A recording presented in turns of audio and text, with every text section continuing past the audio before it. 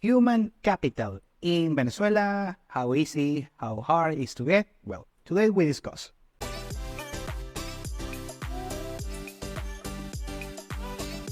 Welcome to Venezuela Insider, the only place in Venezuela for expats, digital nomads, entrepreneurs, investors, travelers, and related internationals. For more information, venezuelainsider.com. Today we are going to talk about getting human capital in Venezuela, of course, getting employees or private contractors and that kind of good stuff here in the country. How difficult it is? Well, it's not impossible, it's actually manageable, but it's not as easy as most people in the West think. And today we are going to discuss why. First, it depends on what you are actually looking for. Let's start from the bottom. The situation right now, the average minimum compensation in Venezuela is around $200 per month. That goes from usually people that are early on their career, talking store clerks, also very low-end or starting administrative personnel, and that kind of stuff. Yeah, that's the price, around a little bit more of $200 per month, plus other compensations. Let's put it 300 tops. That's kind of the ballpark number. So for low income skills, yeah, that's pretty much the starting point of what you can pay. But the thing is also, if these kind of people are providing their top tier on their particular occupation, very loyal, very trustworthy, and they are very good executing these, let's say, low skill activities, I will suggest to pay a small premium, and you can guarantee a good employee, a good professional on those particular activities. Now, if you require someone with more skills or more particular occupations, that's where the situation gets tricky. Let's start by freelancers. We have a significant cohort of freelancers here in Venezuela. Since the incentives for the Venezuelan economy, the salaries are very low. And also you have to remember that Venezuela is not a cheap place to live. In order to make ends meet for a household, you need an income of over $1,000 per month, just for basic necessities. Very good. And of course, if you're an employer, that's none of your business. You just want to pay in order to get a result. And very good. That the situation, okay, very good. Keep that in mind. However, the people who are more skilled are the ones that are going to demand more compensation. Of course, this is here in Venezuela and the rest of the world. So if you want to hire a freelancer, and we have a bunch of those, because of course the incentives are more attractive to working for an international, regardless if they are a particular company or a particular individual abroad. Yes, of course, they are more compensated. So if you need someone like in graphic design or video editing or any kind of activity that you can do online, and these particular people have a decent experience, a decent skill set in order to execute these particular professional services, I'm going to say, or very particular skillful services, they are going to demand a premium for their services. And also you have to add the inconvenience if you want them to be fluent in a second language, especially English. I discussed previously that finding English skilled professional people is very, very difficult. Just getting the second language part, especially if it's in English, is going to be more difficult. And also, if you want them to speak on a very proficient level, a second language, of course, mostly English, combined with another particular hard skill, you have to pay a premium compared to the average Venezuelan. So if you are this kind of an international recruiter that likes to hire people, let's say on Upwork or freelance or Fiverr, this particular freelance platforms, and you see a lot of freelancers from India, Pakistan, Africa that speak let's say, a decent English, and also they are decent on a particular occupation, a freelance occupation, and you think that you can recruit the same kind of people within Venezuela at the same price, that is not going to happen. Venezuelan freelancers compared to those freelancers from these other countries, in Venezuela, they charge a premium for their services compared to these people from low GDP per capita, let's put it like that, individuals.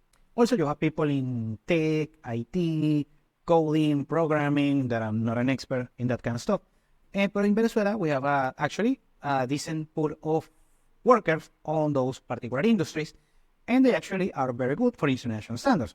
Of course, they are not going to demand salaries like you have on Silicon Valley and that kind of places. Of course, that won't happen, but still they demand a decent compensation for their services. So if you want to shop for those particular IT professionals in Venezuela, know that it won't be cheap as you might think. And lastly, I have to talk about professional services. Of course, it's my industry, and I can give you a pretty good Reader's Digest of the situation. I explained many times that professional services in Venezuela are very unappreciated. It's not the way that an average white-collar professional is going to become wealthy or create wealth. That's one of the reasons many of professionals, white-collar professionals, have migrated the country, and also there are no incentives in order to generate wealth throughout a salary or a monthly compensation within the country. And the ones, and you also have to remember that in order to be good as a professional and provide a good professional service, you need a learning curve, you need a curve of development that requires that you need consistently be in training, in, of course, re-education, and keep up with the nuances of your particular industry. So what happens is that around 80% of Venezuelan white-collar professionals, they are discouraged in order to keep further their development. So they choose to basically separate themselves from their particular industry, their professional industry, and encourage in other occupations like trade and also small businesses and that kind of stuff. And they basically hold their white-collar professional careers. And also, since the past 5 to 7 years, the younger generation, let's say the one 25, 27 years and below, the younger generation has been discouraged in order to pursue white-collar professions. They are less likely first to go to college. And when they do, they are not doing it in a particular white-collar profession like accounting, law, medicine, and dentists, and related fields.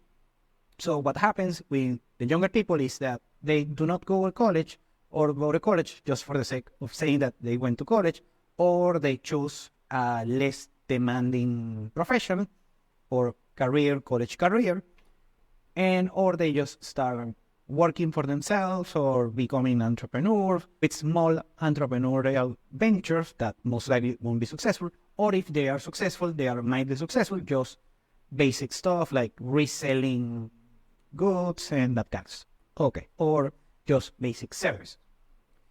And the bottom line is that if you want to hire good top-tier talent in Venezuela, you need good top-tier talent of professionals. In Venezuela, you are not going to get these very or cheap prices for professional services within the country. Actually, many people that encourage on my particular business, of course, my fees are way higher. Of course, usually for the lower end of the people that encourage on my particular services. The rest, of course, they are pretty much fine. My fees are particularly manageable for international standards. And the last thing I have to add on this particular thing is you are starting to, kick the tires of Venezuela, and you cannot afford any particular professional service, and you also are thinking about doing any kind of investing or business operation and that kind of stuff. and you are discouraged right from the get-go from the prices of any particular individual regarding freelancing or professional services. If that particular fact discouraged you from pursuing, hiring a service here in Venezuela, most likely you will not be able to handle the country because first, the country is not cheap. By the way, I mentioned this a lot of times. It's not that cheap. It's not prohibitive expensive, but it's not as cheap as you might think. I have to say this a lot of times. And when you are trying to pursue any particular endeavor in Venezuela, getting these very dirt cheap prices. For instance, I heard a couple of people asking for $5 per month employees, and that is not going to happen. That's a particular buzzword that you hear in Venezuela, that we have $5 salaries, and that's not the case. That's a particular standard that goes against compensation for pensions and that kind of stuff. But a true bona fide employee is not going to make $5 per month. The bare minimum, if you need a Venezuelan employee, is over $200 per month. And afterwards, if you need top tier talent, we are talking around $1,000 and up per month. Thank you for watching Venezuela Insider. Please like, share, and subscribe. Follow us on social media. If you want to work with us, VenezuelaInsider.com. Thanks again and have a nice day.